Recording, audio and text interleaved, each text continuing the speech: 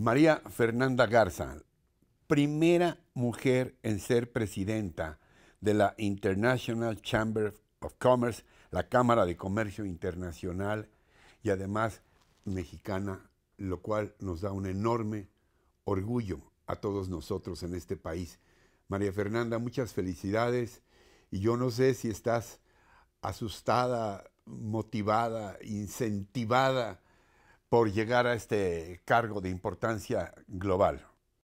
Acabas de describir todo lo que me está sucediendo y todavía te quedaste corto, porque realmente la situación del mundo en estos momentos está sumamente complicada para todos y dirigir la Organización Mundial de las Empresas en un momento en el que las cadenas de valor están reconfigurándose para enfrentar estos nuevos retos, donde tenemos nuevamente una guerra que jamás pensamos que íbamos a volver a vivir en nuestros tiempos, pues realmente sí asusta un poco, pero también creo que es un momento de mucha transformación. Siento el apoyo de no solamente todas las mujeres del mundo, sino también de todas las pequeñas y medianas empresas, porque además de ser la primera mujer que dirige la organización, también es la primera vez que una pyme está al cargo de ella.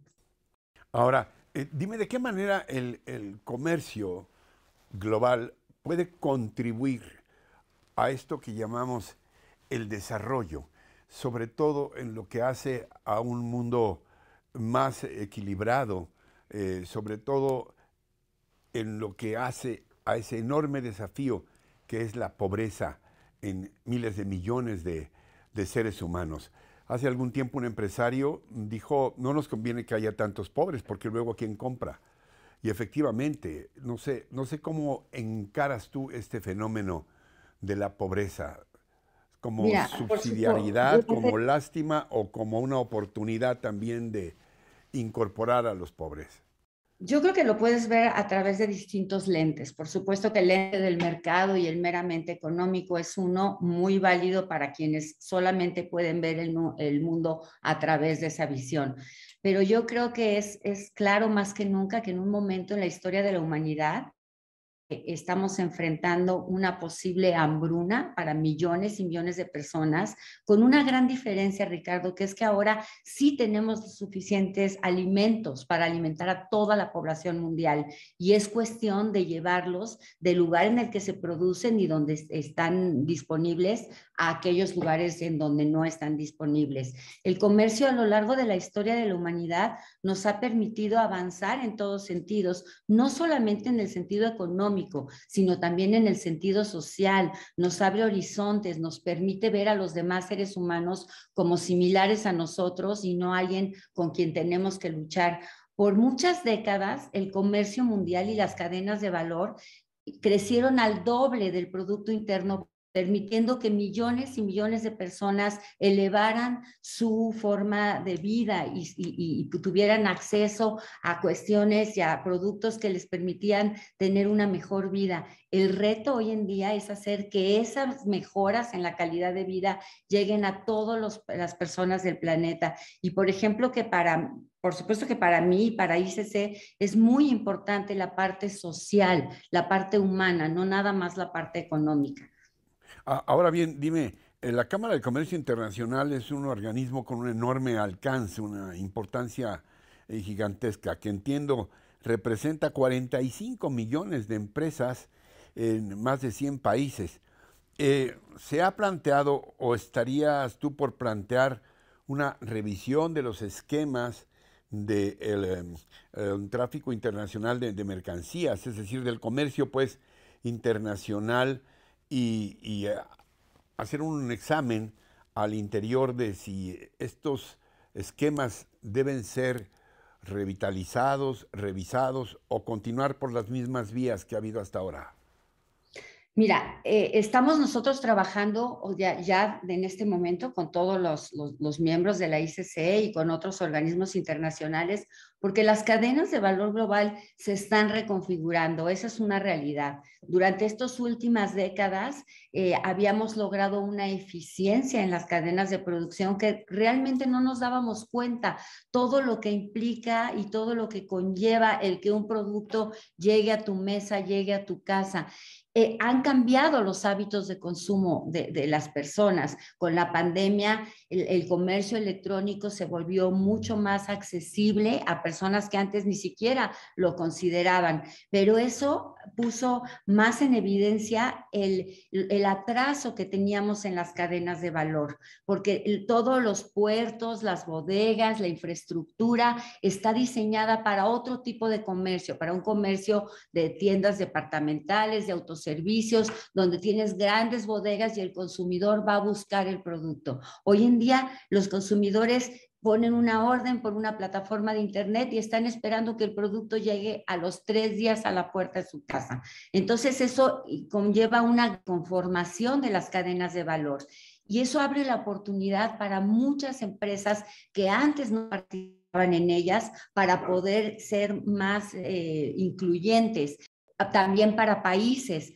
Si antes una empresa tenía 5 proveedores en un solo país, ahora va a buscar tener 5 proveedores en 5 países distintos para poder ser más resiliente, más flexible y no tan dependiente de un solo lugar que por cuestiones de salud, por cuestiones climáticas o por cuestiones de suministro puede verse cerrado en un momento determinado. Dijiste hace dos respuestas que además de ser la primera mujer, eres la primera representativa de una pyme. ¿De qué se ha Yo ocupado tu pyme y cómo fue que desde una pyme lograste ser reconocida, lograste levantar tu voz? Sabemos de la importancia de las pymes, sobre todo en lo social, porque las pequeñas y medianas industrias generan 8 de cada 10 empleos, sobre todo en un país como el nuestro. Dinos cómo fue ese proceso tuyo para decir, aquí estamos. Pues desde que empecé la empresa en 1986, saliendo de la universidad, la verdad es que me di cuenta lo mal que funcionaba el sistema, lo difícil que era poder emprender. Yo fabrico productos de plomería para el ahorro del agua y era muy complicado. Y yo dije, bueno, si nos unimos, tal vez podemos empezar a cambiar. Y empecé a participar en distintas organizaciones, tanto de la sociedad civil como organizaciones empresariales y trabajando, Ricardo, o sea, creyendo que si nos reunimos todos podemos cambiar las cosas, fue como llegué a donde estoy ahora. Y no es fácil, no es fácil tener una pyme. Yo exporto a toda América, exporto a Asia, pero es sumamente complicado hacerlo, sobre todo cuando estás compitiendo contra empresas muy grandes en unos momentos en los que el transporte marítimo, por ejemplo, está sumamente comprometido hacia ciertas industrias y ciertos grandes fabricantes. Conseguir el espacio en los contenedores, en los barcos, Sí. es muy difícil para las pymes. Ahora bien, dime, ¿estás tomando, voy a mencionar algo que tú también señalaste al principio, estás tomando las riendas de esta organización en momentos especialmente críticos? ¿De qué modo estas dos realidades, la pandemia, estamos en una supuesta pospandemia que todavía no tenemos muy claro hacia dónde vamos con ello, y el conflicto en Ucrania, que es un gran productor de alimentos? ¿De qué manera estas dos realidades nos están marcando en estos tiempos, María Fernanda?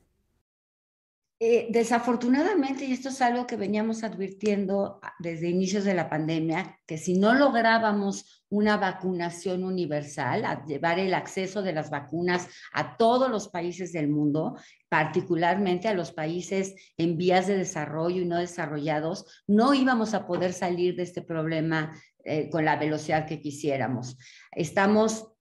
Hay quienes hablan de una pospandemia, pero hay quienes hablan de una quinta ola. Seguimos viendo confinamientos en Sí. China, sobre todo, que ahorcan estas cadenas de valor. Y si alguna lección nos dejó la pandemia es que para crisis o circunstancias de emergencia, sobre todo de salud, el comercio es importantísimo y es importantísimo mantenerlo abierto y mantener las cadenas de valor caminando.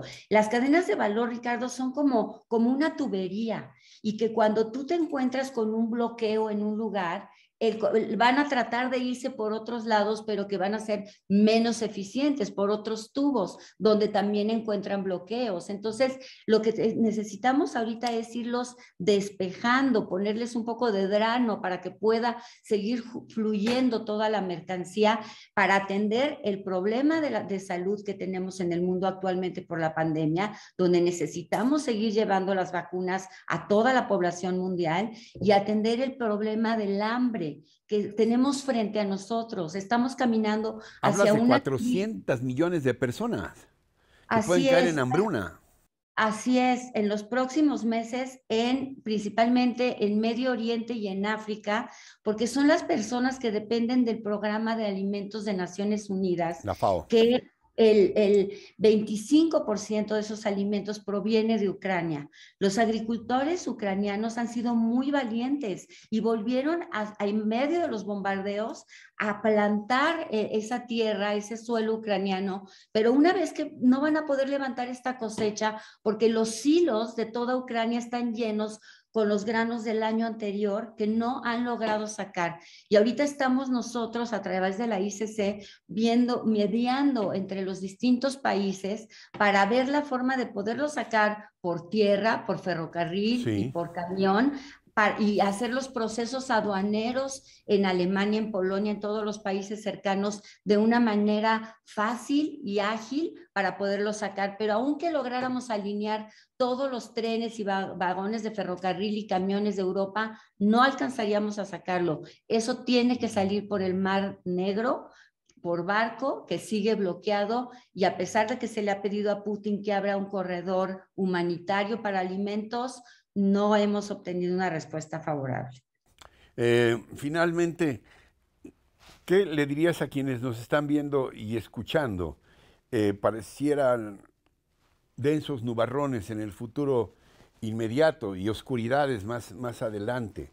¿Tú crees que seremos capaces, los seres humanos, a través de esta actividad fundamental desde tiempos inmemoriales, que digo yo, los fenicios o los tepiteños en la Ciudad de México, crees que podamos tener una palanca de oportunidad para el futuro a través del comercio?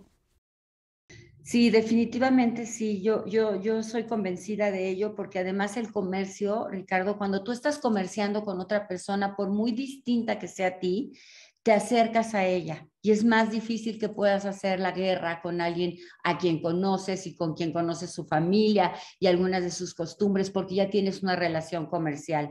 Yo sí tengo mucha esperanza y en esta nueva reconfiguración de las cadenas de valor también espero que muchos países y muchas empresas, sobre todo pequeñas y medianas, puedan participar de esta nueva dinámica en la que estamos entrando, porque ya no va a ser como las cadenas de valor como antes de just in time y de que todo era preciso. Van a ser mucho más flexibles, más diversificadas y lo mismo tienen que hacer las empresas en su producción.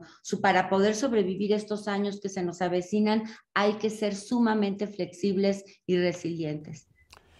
María Fernanda Garza, la primera mujer presidenta de la International Chamber of Commerce, Cámara de Comercio Internacional, te insisto, es motivo de orgullo para los mexicanos que estés ahí y este espacio siempre estará abierto para conversar de vez en cuando sobre estos retos, estos enormes desafíos que estamos enfrentando como humanidad. María Fernanda, gracias por esta conversación.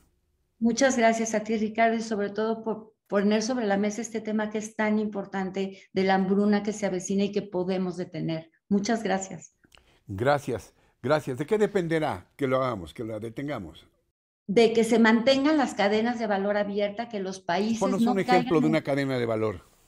Por ejemplo, la del trigo mundial, aunque a pesar de que Ucrania produce el 27% del trigo, no es más que el 1% del trigo mundial. Entonces necesitamos que los países no caigan en la tentación de poner barreras, aranceles, tarifas a la exportación de alimentos para evitar que esto suceda. Según el Banco Mundial, por cada punto porcentual que los precios de alimento aumenten, 10 millones de personas en el mundo caen en pobreza extrema.